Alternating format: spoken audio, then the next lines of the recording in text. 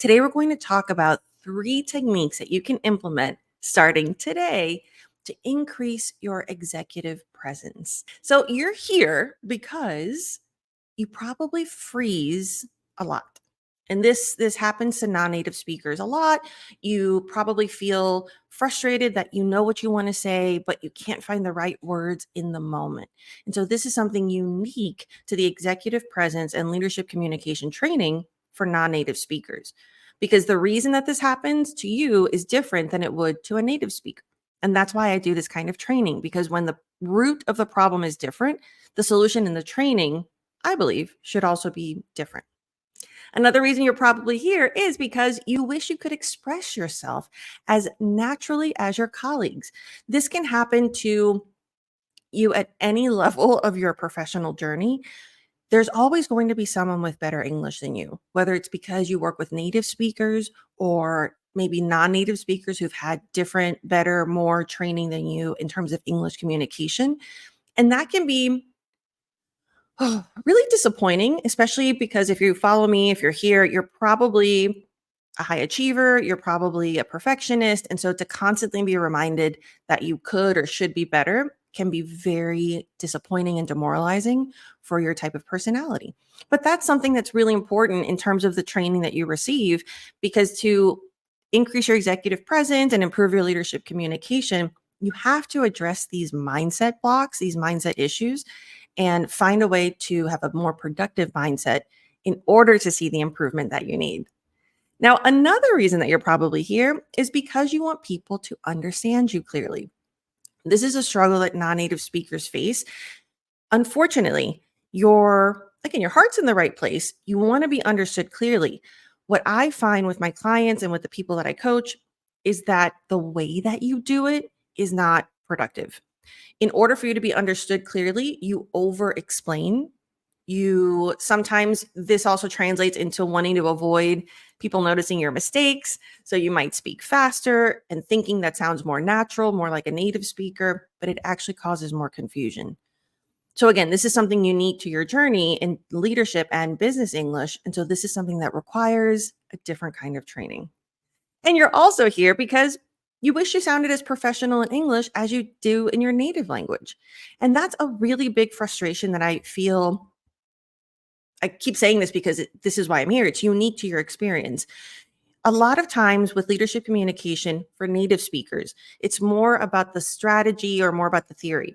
The reason I have this program and I do these trainings is because a lot of times what I find with the people that I coach is you're already a strong leader. Like you have the concepts, you have the knowledge and the theory from your experience in your native language, but it doesn't translate effectively when you're working with Americans. And that can have a lot to do with cultural communication, intercultural communication issues that you might not even know. There are certain things you might be doing because it's intrinsically part of your cultural communication that you don't realize are hurting your business communication in English. And if you don't know what the problem is, you won't find the right solution. So that's why I'm here. Now, a really good thing, hopefully, this makes you feel a little relief, is that you're not alone. I have worked with leaders and directors and executives at some of the top companies in the world. These are just a few that I'm putting up on the screen. And they are experiencing what we're going to talk about today. The issues that you are going through, I don't want you to feel it can be very isolating when you feel like, am I the only one who's going through this? Everybody else is better than me. But I really want to show you that I've been doing this for almost 20 years. I work with some of the best companies in the world, some of the most brilliant minds in the world, in my opinion, and they're having the same insecurities that you're dealing with. So not only is there a solution, not only will there be a way out and up, but other people have gone through this and it's going to be okay. So hopefully this brings a little bit of relief. I know I find relief when I realize, oh, if other people have gone through it, then other people have found a solution. So it's going to be okay. Now, executive presence, what does that mean? So if you're here, you already know what it means because that's why you want to get these skills. But executive presence for you as a non-native speaker, I find has an extra layer.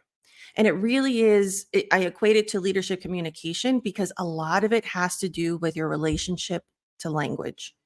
And so for me, the way I break down my program is in these three sections. So executive presence has to do with speaking with confidence. And confidence is a big thing for you as a non native speaker because there are so many layers of the insecurity there. Communicating with clarity. This has to do a lot with what we talked about earlier. Well, how much is your culture affecting your communication? How much is your insecurity negatively impacting your communication? And connecting with authenticity. This is something that is really important because as non-native speakers, I find that people don't connect with people as much because there's a fear. There's also that doubt, like, what do I talk about? I know how to talk about work. I don't know how to talk about other things. There could be insecurities of you don't know the pop culture. You don't know the local interests. And so you feel a little bit left out and you avoid opportunities to connect. Not only is this isolating, but it's awful for your networking and for the growth of your impact and influence. So, this is something I want to absolutely empower you to feel more confident to do. And one of the three techniques is about small talk today. So, with this in mind, I created this program, the Leadership Communication Accelerator. It's a 3-month program that's intensive and it's very much designed for you as a non native speaker. And this is what we're going to go through today. You're going to get techniques. They're going to help you start communicating more efficiently, effectively, clearly from this moment, as well as getting insight on how you can join this program and take it to the next level. Now, the first thing we're going to talk about, the first technique will relate to confidence. So, this is going to help boost your confidence and your fluency. The reason I have this quote first is because when you hear what the first thing is, it's going to sound obvious. However, I promise you, you're not doing it correctly. And the impact this has on your fluency and your confidence is huge. So, this is someone who went through my program. And because of this first tip that I'm going to share with you, it really helped her break through and speak up more confidently in meetings. And this person was very much in the position of being with other brilliant minds and in high pressure situations, things that it's not just talking, speaking up in meetings, it's speaking up and getting funding. It's speaking up and making a difference. So when she didn't, it really impacted her ability to do her job to the fullest. And so by implementing this first strategy, she was able to feel more confident in speaking up. Also, a thing that happens with non-native speakers is sometimes you speak too quickly. As I mentioned before, you do it either out of nervous, anxious energy, or you might do it because you think people won't notice your mistakes. This technique is going to help you slow down in a way that helps you speak more naturally and gather your thoughts and express yourself more clearly. And that technique is breathing. I told you it's going to sound obvious, but I promise you're not doing it the way you should. And it's impacting everything in your communication. So, the thing about breathing is the way that I train it and the way I want you to perceive it and really train it for yourself today, it's about being strategic. So, when you're told don't speak so quickly in English, like again, these are theories that you probably already know. The difference with training is that it's actionable. So, how do you stop speaking so quickly? So, when I mean strategic breathing for this solution, what you want to do is you want to not inhale, exhale. The trick is to inhale, just a tiny inhale, and then speak. And you want to do that either before every sentence or you want to do that before every thought, depending on how you're processing. And this makes a huge difference. In addition to helping you feel calm and really regulating the speed, it also helps your intonation feel more natural. And as you get deeper into the training, there are other moments where you learn where to have that strategic inhale, and that's going to help you really refine your American intonation and rhythm. But for today, at least try doing that little inhale. So, for example, instead of saying, "How are you today?" just inhale. "How are you today?" Try that before every time you speak, and you'll start. You want to do it consciously so you can do it without thinking later on. Now, another thing you probably get told, and I say this all the time, is don't answer right away. A lot of times I find that even at the highest positions, there's a part of you as a non native speaker that is trying to prove that you're good enough, that your English is good enough, even though you already got the job, you're already in that position. There's always a little bit of insecurity of, Is my English good enough? Could I be replaced with someone who's a native speaker or speaks better English? And I find that the result is you try to respond faster. And whether it's trying to prove yourself that you're a solution or that you can answer it faster, or from a language perspective, it's not effective. It actually makes you sound and seem more insecure. So what you want to do is, again, strategic breathing. Breathe. It could be just an inhale. In this case, you can inhale, exhale, but I actually recommend inhale and then say well, or use a filler that sounds more professional. You don't want to say but I find well is a good one. So for example, if someone says, what should we focus on next quarter? Instead of immediately replying, we need to focus on production. You're a leader. People are listening to you. You want to be trusted. And in order to be trusted and taken seriously, how you respond is a big deal. So instead, if someone asks, what are we going to focus on next quarter? Well, I believe that focusing on production would be best. It's a tiny change, but it buys you more time to gather your thoughts. It helps your heart relax a little bit, and it makes your answer seem more confident, because it is confident because you know what you're talking about, but your language insecurities are hurting the way that you speak, and that makes people doubt your expertise. People aren't doubting your English. That's the problem and why I do this kind of training, because what you're doing is making people doubt your knowledge and expertise. And that's the thing you are probably the most secure about. Next would be don't slouch. Slouching is when you have bad posture. Breathing really helps because I see a lot of executives, especially in virtual meetings, they're down here. And I look at these because part of my training is I have you submit your yourself in meetings. And I see this just like shrinking. And it's not even just non-native speakers, also native speakers.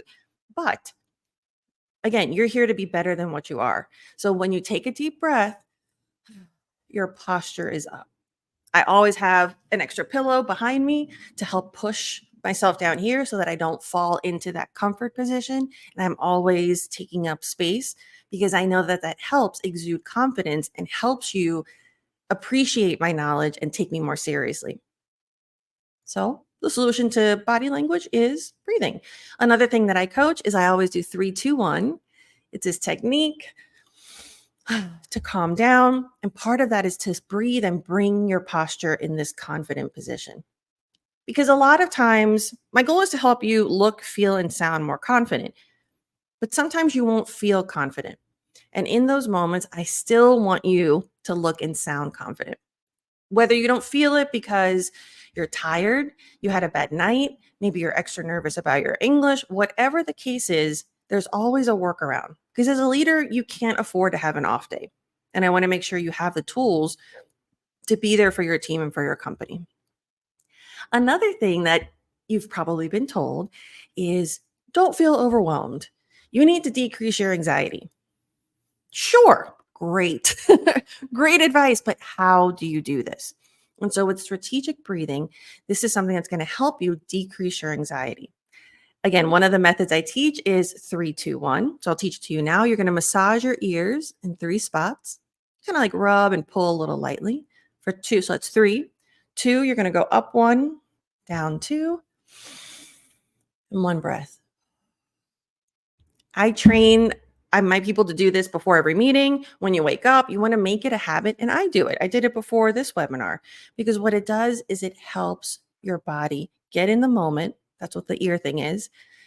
Give you confident posture so you look confident and calm, even if you don't feel it. And slow your heart rate. When your heart rate is more regulated, you feel less anxiety. So this is strategic breathing. And last but not least, don't plan in your head. As a non-native speaker, this is something that I find after you get out of the habit of translating. So once you finally stop translating in your head, the next step, I'll call it a bad habit that happens. I understand why you do it, and that's okay. But we don't want to keep doing it is you plan what you want to say in English in your head. So I'm so happy you stopped translating, but because now you've shifted to planning because you get nervous about the grammar or you want to sound, express yourself clearly, which is great. Unfortunately, if you're planning in your head, you're not listening actively. if you're not listening actively, your body language isn't reacting to the conversation or to the situation appropriately. And that can have you be perceived as disinterested or whatever the situation might be. Maybe you won't connect as well. And really, you're just trying really hard to be able to respond well. So, what you do with this is you want to train breathing. The tip here is when other people's lips are moving, your lungs are breathing. Because you're thinking about the breathing, you're not planning in your head. And that eventually allows you to listen more actively. At this level, you have to trust yourself. Trust that you have enough English. You will be able to respond when you need it. So this is where the training, again, it sounds simple, but it takes a lot of practice. And that's what I'm here for, to push you. But you want to start with breathing. So that's that's the first thing I want you to do. So this week, in fact, today, don't even worry about implementing it. Like, watch this video again so you know those moments that I want you to do, but at least observe your breathing. I want you to observe and notice how often you don't breathe. Non-native speakers fall into the habit of holding their breath because, in a way, you do it so you can listen better. Unfortunately, when you hold your breath, your heart rate accelerates and your body starts feeling anxiety, whether it's because of the physiological depriving yourself of oxygen or because you actually feel anxious or both, then that's going to impact your fluency and your confidence. So just observe, when are you holding your breath? Are you not breathing when other people are talking to you? Do you stop breathing when you're listening to a podcast? Even notice when you're watching a show in English. How often do you stop breathing? So once you observe those moments, then you're able to fix that bad habit. Again, a big part of the training for you at this next level of English is identifying what are the problems, what are the root causes of that problem, and then how can we fix it most efficiently. So your first takeaway is observe your breathing. Now for the next one, this is a quote that I thought was really relevant from a podcast episode that said, simplifying it, especially in speaking, being able to say something in a simple way. This is what we talk about with the greatest communicators, is that they explain science or they explain technology in a very simple way. And this is wonderful. In this podcast episode, specifically, we were talking about those topics, or they were talking about those topics, but it really highlighted the American communication process. As Americans, we value being concise and being direct. Not so direct as other cultures. I don't want you to take it too far. There is a diplomatic approach to it, but in general, we appreciate the bottom line. And that's something that maybe maybe it's something you've become aware of, but you might not realize what you're doing and how that could be counterintuitive to what Americans are expecting. So the next tip is going to be about clarity. Now, this is something that's really important to know, that there's a difference in your training. For native speakers, they're also going to value confidence, clarity, and connection. But the reason I have this program specifically for non-native speakers is because with clarity, there are extra layers. Not only do you have to be more concise, but it's really important to figure out why you're not being concise right now. There are different reasons that happens, and we'll go over that right now. Also, pronunciation, intonation, rhythm. You might not know about connected speech. And so if you're not applying connected speech to your speaking, then you're going to sound more robotic. And if you sound robotic, you're not going to feel like yourself. And then that leads to a whole identity issue and messes with your confidence. For pronunciation, that's part of this program as well. Now, it's not a full pronunciation training, but there are going to be moments where your pronunciation might be causing confusion. So what I do is I analyze high frequency words. We identify what words are important to you and your daily speech and your industry, and let's make sure that you're pronouncing those clearly. And when you know that you're clear with that, you're going to be able to relax and speak more naturally. So the second tip for today has to do with the communication process. And so here I want to take a look at one of my the program alums. So something he realized, that this person came to me thinking that the problem was accent. They thought, you know what? I know I need to level up my English. I think accent and pronunciation is where I'm struggling. So once he was in the program, though, He realized, yeah, there are a couple of sounds that could be improved, but really the problem was the communication style. And so here, something that he realized that is so important for you and that I like to coach is storytelling. The American way of storytelling might be different from how you communicate in your native language. And so this is something very important. And then once you understand that, then the next layer is okay, now that I know the cultural component, what am I doing and how can I do it better for my industry? So then we go into the storytelling style for example, he did a lot of public speaking to the company. So we had to strategize, how do you share updates about your department to other departments that don't have the same expertise? So that's a completely different style of simplification. So here, the method that I teach is simple. It's a triangle. This is what you're probably doing now. And what this means is you give more detail and then you get to the point. It might feel to you, you might see this and think, well, of course, I need to earn trust by giving the details and the process, and then I can get to the end. That's not the way Americans communicate. So, again, your heart's in the right place. You want to, maybe it's about transparency or this is your way of establishing trust. Unfortunately, when you use this process with Americans, it actually has the opposite effect. They start doubting, like, why is this person not answering the question? That might feel suspicious. Or why is this person giving all this extra detail that's not needed? Maybe they didn't do it correctly or they're insecure. And it kills me because I know, first of all, you got that position for a reason. And I know that you're good at what you do, but you're hurting your reputation about your expertise by communicating in that way. And I find, for example, Latin America communicates like this. I always tell my Latin American clients, I'm like, you take me on the journey and then we get to the destination. Unfortunately, that's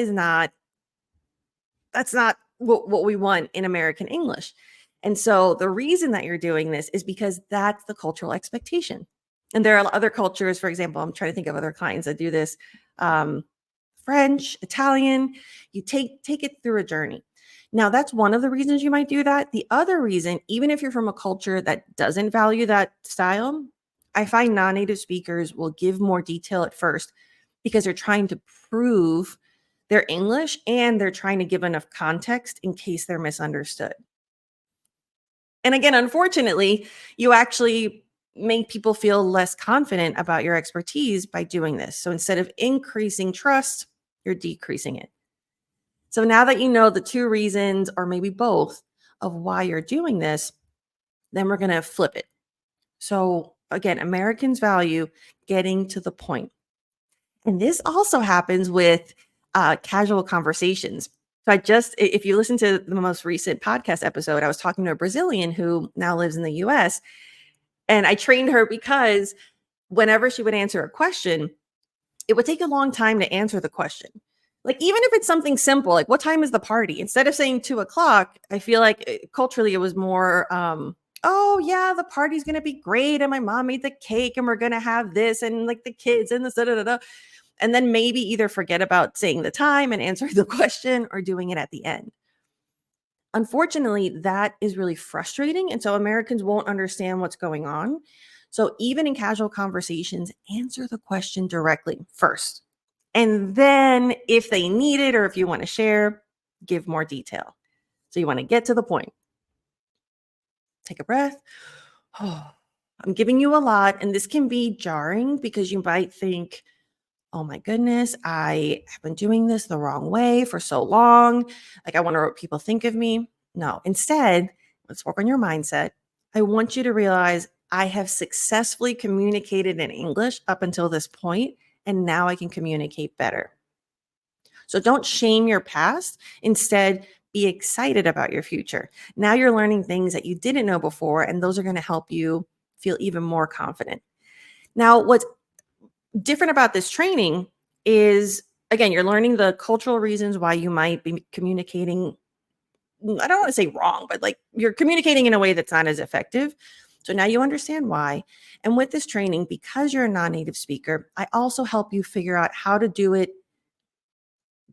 It's not how to do it. There are certain phrases that native speakers know just from being native speakers that you don't. So it's really important for me to give you a way that you can get out of that, because there will be times where where you get lost, where you don't communicate effectively because you're human. It happens to me. We use these expressions all the time. So it's really important for you to build your English in a way that you have the phrases you can use, that if you notice, like, oh, I'm doing it again, I'm over explaining, you just pause and you say, you know what? To make a long story short, the point is blank. So when you have the language, because that's the frustrating part. Sometimes you're told what the problem is, and the solution is just, get to the point. But there's a linguistic barrier that causes insecurity. And that's what I make sure that you have. What are those language moments that you need to be able to successfully communicate? And so these phrases are wonderful. So your second goal for today is to get to the point. And really, and this is going to take some time for you to feel more comfortable with this. So kind of do what we did with breathing. You have the information you need about the breathing, but really you want to start with just being observant. So maybe for this week, observe how often you over explain or you don't get to the point. Just understanding the moments that you do it, then that creates awareness and mindfulness. And then you'll be able to catch yourself and use the phrases like this to kind of get yourself back on track. And then eventually you start just communicating directly and you don't need those phrases as much. So, next, last but not least, we want to talk about connection. So, in order to increase your executive presence and improve your leadership communication, this is what's different from academic English and real life English. I find that when you're training, like the academic approach, it's really about you communicating and you getting the language, the verbs, the structure. And that's fine. Like, I think it could be better, but it is what it is. Unfortunately, the focus is not as much on, it's more on speaking than conversing and communicating. When you're connecting through communication, that's a whole different process. There's so much more involved. It's not just what am I going to say? It's what are they saying? How are they saying it? How do I want this conversation to move forward? And this can be really intimidating because when you realize you don't have that skill and you're already in these positions, it's like, oh, should I know this by now? Because it seems simple, but it's not. And here I really want to stress, like, this is a quote from the BBC, just how beautiful it is that you know a language that is so global. English has become the default language for business. Whether you like that or not, again, it is what it is, but let's use it in an empowering way. If you're here, you're already advanced. You're already working in an English world. How cool is it that you have the language where your career is global? And if you're missing out on the connection, you're also missing out on growing your career, on growing your impact. So I want you to take this as a good thing of, oh, you're already a step ahead. You have that second, or in some case, third or fourth language that allows you to have this amazing global opportunity. So here, and again, most people that come to me thinking I need to sound more like a native speaker. I need to pronounce things better. And like I said, pronunciation is important. Accent reduction, I prefer thinking of it as accent clarification for the purpose of communication. So it's more about where is it causing confusion. However, the once you realize that what you're missing is communication, it's so empowering. So this is another client of mine, and when he accepted the training and let me push him harder and realized that connecting with the audience and communicating clearly was the game changer, it in fact changed the game. He became so much more confident. He was able to get his dream job at the dream company. He's doing podcasts and he's doing public speaking and going up to conferences representing the company. I mean, the doors that this opened for him in being open to learning how to connect with people was amazing. So again, you have enough English. So the reason I do this kind of training is because we take the English that you have and then we start talking about strategy and communication. And the whole goal of that is to connect, whether it's to make more friends, which is wonderful. But of course, you're not going to be in this program just to make friends. This is about connecting with people on a business level as well. It increases your network, it increases your opportunities. It decreases anxiety because you're not freaking out every time you have to go to a conference. It's amazing. So the biggest thing that I find is the obstacle is this resistance or this anxiety about small talk. And I get it. Native speakers struggle with small talk. Again, it goes beyond the language. This is about the strategy. So today I'm going to give you some tips that are going to help you hopefully immediately be able to break through and have more confidence. Now, here you'll notice the first tip is breathing. This is the thing we did at the beginning of the webinar. And the reason that is because everything that I coach, it builds on each other because that gives you exponential results. I don't want just a linear, small process. I want everything that I do for you to give you the tools to have results you couldn't even imagine and build habits that allow you to keep growing even after the program. And you'll see that here, even after the webinar, you're going to keep growing because of what you're implementing. So you're going to breathe more. Now, when you breathe more, when you're having these small talk opportunities, that allows you to listen actively. So again, we're doing all the things we did at the beginning, but now we're applying it in this micro situation of small talk. So you're breathing, you're feeling calmer, you're not planning in your head, so you're listening actively. Everything I teach you is for a purpose. Now that you're in the moment, you can be curious. Because you're listening actively, you're really appreciating what's being said in the conversation. You can be curious about it. And the reason I focus on this is because there's a lot of pressure when I work with clients that they get nervous of what am I supposed to talk about? I don't know what to talk about next. I don't know what's appropriate. I don't want to cross boundaries. And I love that consideration. So when you're curious, that means that you're asking questions about what they've already mentioned. And if someone already mentioned a topic, then to me, that means they've put it out there. And so it's appropriate.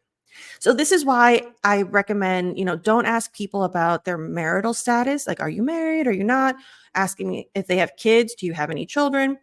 Don't ask that because there are lots of reasons why I don't think that's an appropriate question. Like, it's not horrible, but we're here to be better. So the reason I say don't, wait until they say something. If they say, this is where you're curious and you're listening. If they say, oh, I took my son to his baseball game last weekend, then that means that talking about or asking about their family is appropriate. Then you can say, oh, how old is your son?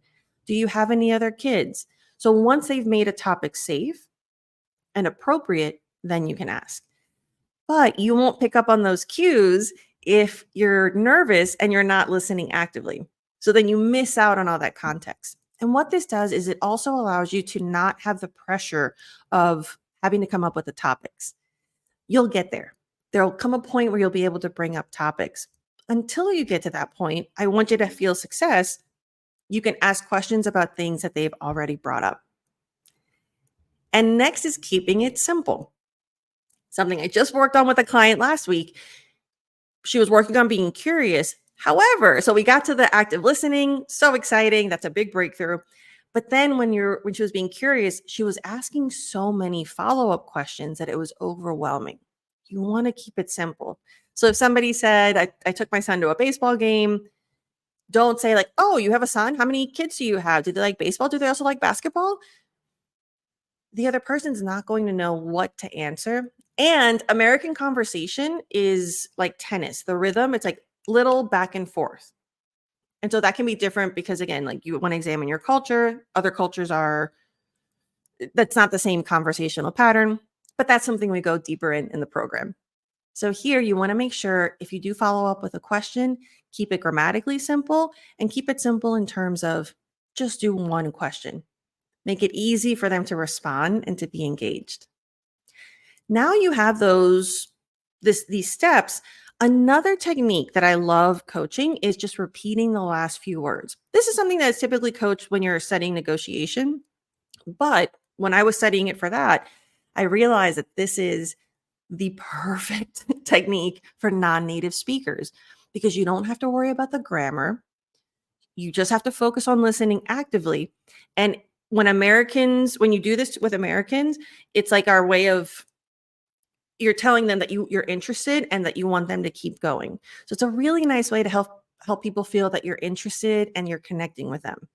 And what this looks like, for example, even if we take the same context of you're at a conference and someone's talking about their child. Oh, I took my kid to a baseball game last weekend. Oh, a baseball game? All you have to do is repeat the part that interests you and do it with a question inflection. The person's going to hear that and think, oh, yeah, my son loves baseball and their favorite team is blah, blah, blah. It's such an easy linguistic way to engage in small talk, to make connections, and to keep the conversation going so you don't feel those awkward pauses, especially at the beginning when you first meet someone. You want it to feel natural. So this is just beautiful. So now you know everything that we did earlier in this webinar builds up and will also help you with small talk. Now, small talk is essential because especially, I know people usually, when I coach, they hate those moments of when you have a few minutes before a video call, for example. You're just awkwardly there with the client or with the team. You don't know what to say. If you use these strategies, if you engage, it is a game changer because if what that does is it establishes trust. What people sometimes don't realize, or maybe you realize it, but you don't appreciate it fully, a random conversation where you find out that someone, let's say, likes skiing, and then like you go on to the conference and whatnot. But then later on, you see this great article or thing on Instagram about a new ski resort in Colorado where they like to ski. Then you can text them and say, oh, I saw this new resort. Just wanted to send it because I thought it made me think of you. Those random connections are going to build, it's such a big deal in building trust. And when you have that, those are the people who you end up closing the deal. Those are the people who then end up giving you a promotion. At this level, opportunities are not given to the most qualified. It's not. We would like to think we live in a meritocracy, but the truth is people with connections get more opportunities. And so whether you like that truth or not, I like to coach it in a way where you feel the most authentic. How can you connect with people in a genuine way through genuine interests? So where there's an authentic connection, and then that builds and you're able to, especially if you do this before a meeting or a presentation, because I also coach this for when I work with people who do pitches a lot. I'm like, use those 5-10 minutes before the meeting, have that small talk connection, because then you feel less pressure when you're presenting. You're presenting to someone you know better. And so you're more relaxed and you feel more empowered to make it a more interactive presentation instead of boring, just kind of one directional. And so that's going to increase the quality of your presentation. You're going to connect with them. They're going to give you more information that allows you to pitch to them. They trust you more. They like you more. So these are really important moments that allow you to increase your professionalism in an authentic way. Because really, and everything I do is about finding your voice. It's about who are you? I'm not going to coach you to be someone that you don't want to be. We find out what are your motivations? What does executive presence mean to you? What kind of personality do you want to make sure that you're exuding in English? Because when you're a non-native speaker, a lot of times you don't feel like yourself in English. Maybe you're more robotic or you're colder because of all these insecurities. So a big part of this is what kind of leader do you want to be? What kind of human do you want to be? And how do we use language to help you be that most effectively? So here you have your small talk tips, and all of those, they really translate to being in the moment. So that's your third takeaway. And if you look here, think about it. Breathing increases mindfulness. Active listening, you're in the moment. Being curious, you have to be in the moment to hear their interest, to ask about them. Keeping it simple, you're in the moment because you want them to feel comfortable answering a simple question. Repeating the last few words, you have to, everything is about being in the moment. And this is really challenging and takes a lot of practice for a non-native speaker. In fact, one of the people that took the program this summer, it was really interesting because he was taking a yoga program at the same time. And that kind of mindfulness training, realizing he could apply that to his language and to his conversation and communication was great. And this is where I like to use a multidisciplinary approach. How do we take other skills that we have and help them help us be a better communicator? So being in the moment. Oh, it's very powerful, very simple, but simple, as you know, doesn't mean easy. So overall, the three takeaways I want you to have from today's training: observe your breathing. And if you want, write these down. If you sign up for the webinar, I'll send you an email with all of this after. Observe your breathing. You're going to notice how often you don't breathe. That's your first realization. And then you start implementing breathing actively. Getting to the point. Stop giving details first. Give the answer first, give the point first, and then if they want more, give them more. This applies to casual conversation as well as professional. And especially as a leader. As a leader, when you give too many details at first, it just doesn't come across as professional. It comes across as why this person knows. Being able to simplify information is really key as a leader, because you know more than most of the people. And even if maybe not on a technical level, but from a strategic level and where you want them to take the action, simplifying is a big part of effective leadership. And last but not least, be in the moment. Stop planning. Stop trying to do all these other things at the same time. I know it's hard, but if you were able, well, you remember you used to translate before you could speak in English, translate in your head. You were able to break that habit. You can also break this habit. It takes time and work, but you got this. Now, here I want to show you one of the reasons that I am so passionate about this. And this quote just exemplifies it so frustratingly and beautifully. So here, according to Harvard Business Review, the unaccented speakers were on average 23% likelier to have gotten funding.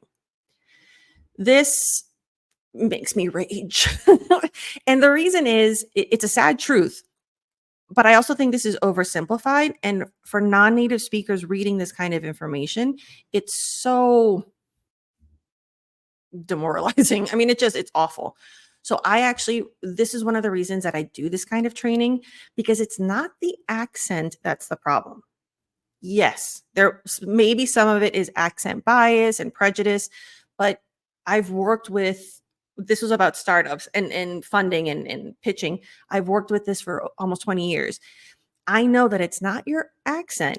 It's when the accent is so strong and the communication style is too tied to your native language that it's not effective communication. It's not the accent. There are certain words where the accent, the pronunciation might be the issue, but that's not as hard of a fix as you think. It's about identifying high frequency words. But it's because when non-native speakers are pitching, I've trained enough pitches to know you're so worried about your English. You're so robotic. You're so tense that you're not connecting with the people that you need funding from. And so this has financial consequences, but this is also in general, you're not connecting with people and you're not communicating effectively. So this is why I do what I do. And for me, empathy and experience play a huge part into that. So just so you know a little bit about me, my background is in communication and in education, but I'm also Mexican American and I grew up in New Orleans. And in New Orleans is part of the Southeast. So just so you know, if you're not aware of regional differences, the South has a Southern accent. And so when I coach, I use a standard American accent because I find that that's helpful. But part of it's because I became aware of the impact an accent can have on your opportunities.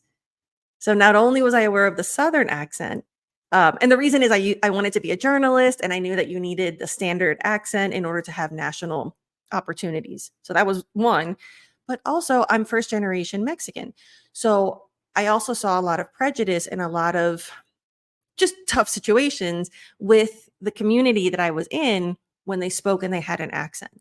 And so for me, it just became this like, no, I will not let anyone not get what they want and what they deserve through hard work just because of the way they speak.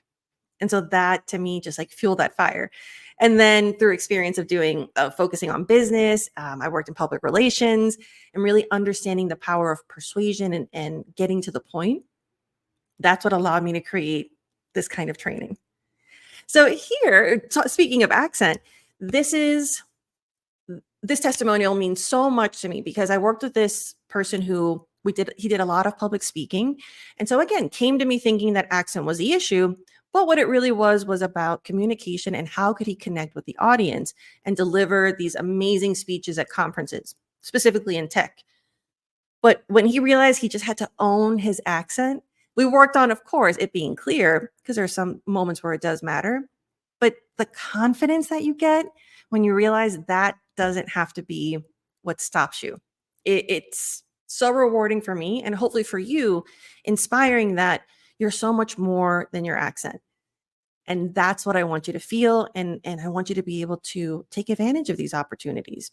And when you get over those insecurities and you start focusing on communication training, it's awesome. So I wanted to give you a little insight on the breakdown of the program. You kind of know the 3 sections already. So this is a 3-month program because I want to make sure you get results fast.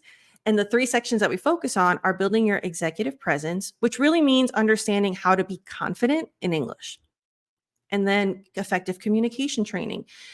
Now, we have some general topics, but really it's about you. Everything I do is bespoke, even though there's a group component to it, or if you choose a group program, there's also times when I coach you individually, and it's about what are you communicating? Some people are in the program because they want to be better presenters and do public speaking. Other people are in the program because they have to present to their team and they really need action being taken. So whatever your reason is, there's always a moment where we make sure it's the communication you need, not general, not theory. And last but not least, building trust and increasing impact, because that's what connection is. A lot of people get resistant when we talk about networking or building network. But if you do it in a way that's true to you, if you build trust in a way that's authentic to your goals and your heart, then you're going to do it with so much more confidence. And so that's really important to me. And also how to not be afraid of opportunities. So many people are afraid of LinkedIn because they're afraid of the English, but I'm going to be there to push you and to show you how to do it correctly. So you know that the quality of your work is good, but also authentically. And these are some of the components of the program. You're going to get bespoke coaching. Again, it's not just theory, it's about what you need. These are 3 intensive months. So I want to make sure that you get everything to make sure that you elevate your leadership communication. Accountability is a big part. I'm not going to let you sneak away and not do it. This is not just about getting money. This is about making sure you get results. So a big part of it is I will text you and I will say, okay, I need you to do this. Everything has there's a checklist, there's a program, there's a note document that you get where you fill in things when you watch the trainings. I go in there and I look at them and I see what you're writing and I help you extrapolate the value even more. And then on-demand virtual resources, it's a lot of flexibility. There are certain things that we do at certain times, but other components of it are really there to fit your schedule. Maybe you have more time on the weekends. Maybe you prefer doing 20 minutes a day. We find the best way to fit your schedule. Professional feedback, this is what I'm there for. You're not just learning and doing, because then if you do it and you don't get feedback, you don't know if you're improving. You're probably improving a little bit, but you're not getting the most out of it. So everything that we do, I'm there to break it down, analyze it, and give you not only feedback, but also how to improve it. It's not just like you did this wrong. It's this is not as effective. This is how you can do it. This is how you train that. Curated learning experience. I'm taking 20 years of experience and putting it into really concise 3 months where I know you're going to get what you need. An accelerated growth plan, like I said before, everything I do builds on each other because I want exponential growth. So this is something that I also, when you leave the program, you leave with the skills and the habits and the resources to continue growing. Because in my opinion, I always say this, it's kind of morbid, but you don't stop growing. You don't stop improving your English. None of us stop improving until we die. So we're not going to rush towards the finish line. There's no I'm done studying English. No, you just evolve. So if you see it as an evolution, I find that that's a lot more productive. Now, the results that you're going to feel, oh, so good. I get so excited. With this program, you're going to feel more confident and assertive. And assertive is really important because you work in high pressure situations. If you remember the testimonial from the beginning where she was able to speak up in meetings, that's just one of the things she was able to do. I mean, the results that she's had have been amazing. Being able to speak to community leaders, to politicians, being able to really stand up for her program that she needs funding for, to be assertive. And if someone's being rude, I'll teach you how to deal with those moments, the language that you need, and how to maintain your professionalism. It's the confidence that you don't have to know everything, but you know you can deal with anything. It's amazing. The other result is to think faster and express yourself concisely.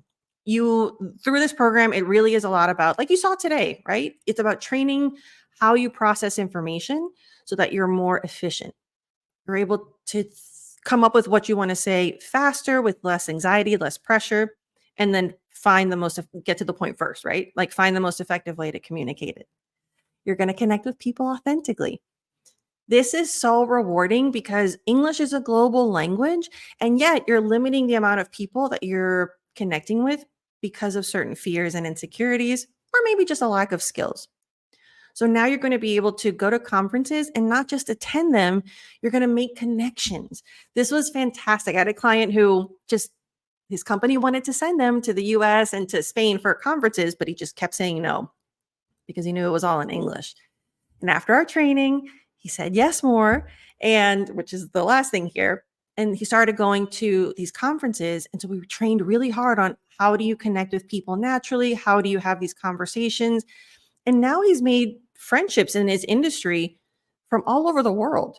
And that's led to just not only good business connections, but this is long term, right? You never know when you're going to need something or somebody else might. This is when maybe you're looking for a job one day or you're not getting the promotion that you want. Somebody else might have an opportunity for you. And now he looks forward to going to these conferences every year because he knows people and he's not afraid of meeting new people. So it's really just a game changer. And then you're also going to lead more effectively. When you don't have the language and you're over explaining, it can cause confusion, it can cause doubt in your expertise. You're not going to get the results you need for your company. So this is going to help you also increase your leadership skills. And saying yes. Think of how many times you say no. If someone says post more on LinkedIn, you're like, no. If someone says, I want you to be on a podcast, ooh, no. I want to interview you on a network. Mm-mm. I want you, you should go to this conference or you should present at this conference. And you're like, no, I'm too busy. All of these things that you're saying no to, you're going to have the confidence to say yes to. And this is something that I love also with the program is a lot of it's individual assignments so that if you know that you want to, for example, be on a podcast, I'll help you train that. I'll find the questions for you to train, have you practice, give you feedback. If you know you want to present at a conference, then you use the program, and through those moments where I give you personal feedback, let's do your conference speech. Let's get that together, let's practice it, get feedback. So these are moments where you're going to learn a lot of leadership communication, but it's also going to tie into the goals that you have. And that makes it so much more valuable. Because as here you see this client who really felt that it wasn't just about English, it wasn't even just about communication. You're not here. If you wanted just to have English, that would be a different program. You're here because this is about your life, right? This is your moneymaker. This is your profession. This is your business. This is what sustains you. This is what fuels you. And so to learn how to do business in the US or how to do business with Americans or using American English, it's a big deal. The impacts are so worth it. So when you're thinking about making that investment, you want to think about, oh, what does this yield? This investment now is going to allow me a very lucrative future and being able to take advantage of opportunities and make more money. Because at the end of the day, leadership, you're not just doing it for mentoring for goodwill, that's mentorship. When you're a leader, it's also about creating revenue. It's about success, financial success, professional success. And this is what this kind of training is for. Also, if you're thinking, I'm not sure, that's fine. If you've tried courses, books, and programs, you've probably already spent money on resources. So you want to think about what has worked for you and what hasn't. And if that hasn't worked for you, or I find most people that come to me have tried these things and it just hasn't pushed them far enough. So it's not that these programs weren't good enough. It just didn't give them that extra step. And a lot of times it's because it wasn't that combination of business and leadership and English communication strategy. And so I always feel like I take money very seriously. You want to be cautious about where you invest. So you want to make sure that it's something that works for you. So, speaking of cost, what is this costing you? If you're constantly anxious, that affects your mental health.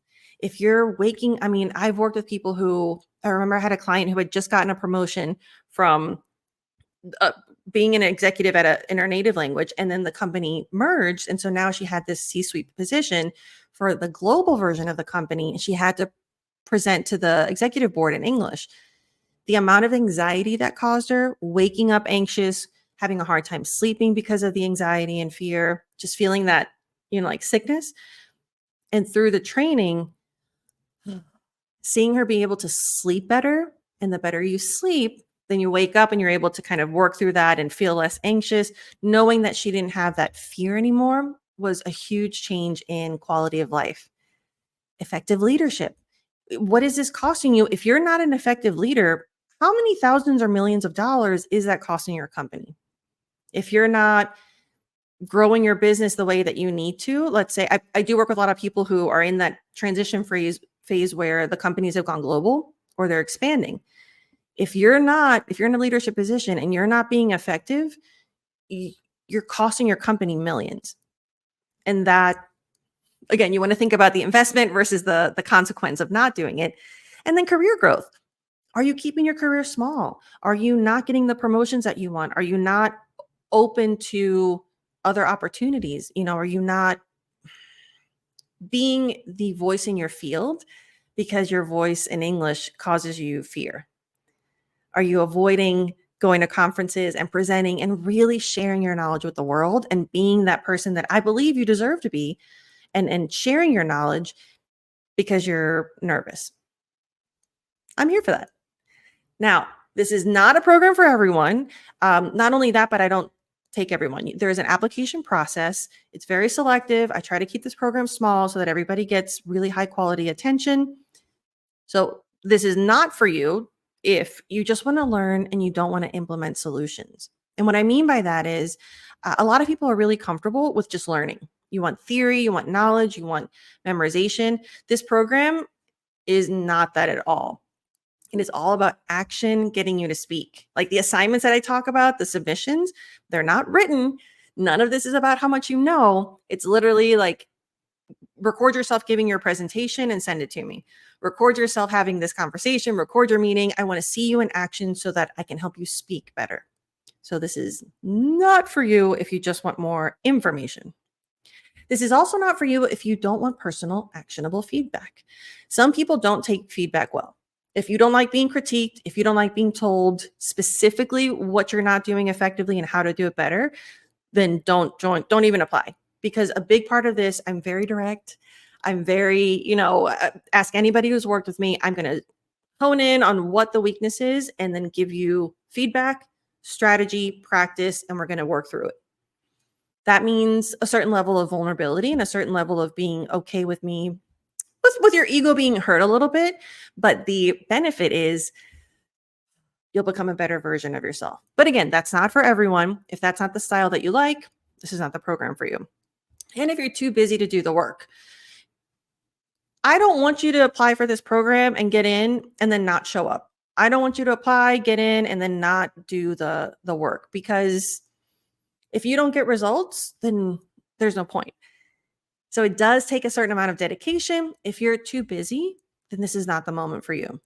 When you're willing to make that time, and again, this is also a flexible program. We make it work with you.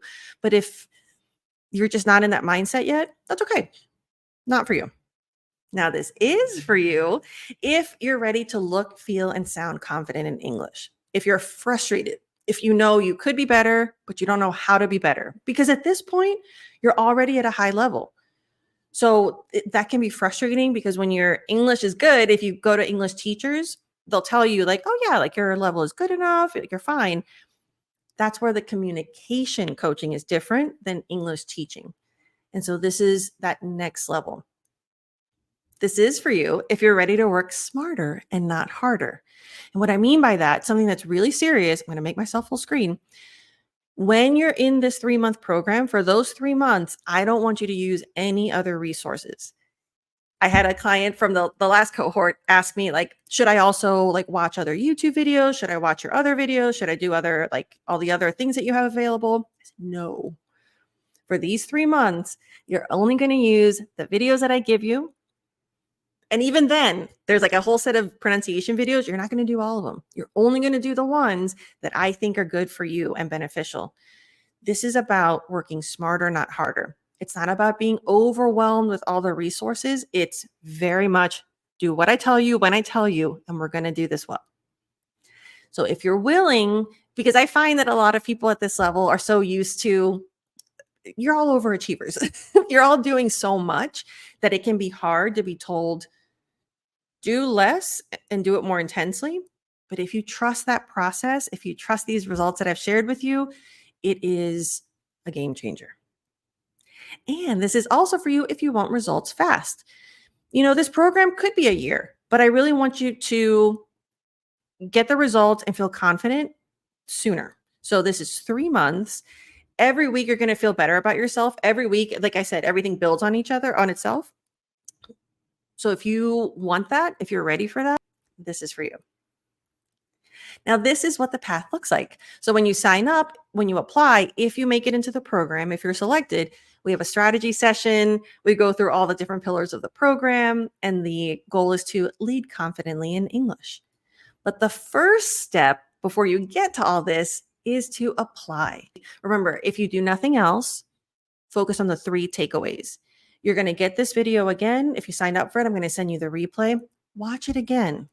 I find that the more I watch something, the more I'm able to ingest it and then apply it. This is not about memorizing or learning. This is about communicating, which involves you opening your mouth.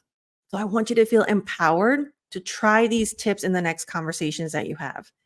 You're going to feel better. At first, it might be a little frustrating when you realize, like, oh man, I really don't breathe enough. Or, why am I freezing so much? But awareness allows you to then pinpoint the moments where you're going to work on to improve. Thank you so much again. And make sure that you apply at tanyasuarez.com/leadership.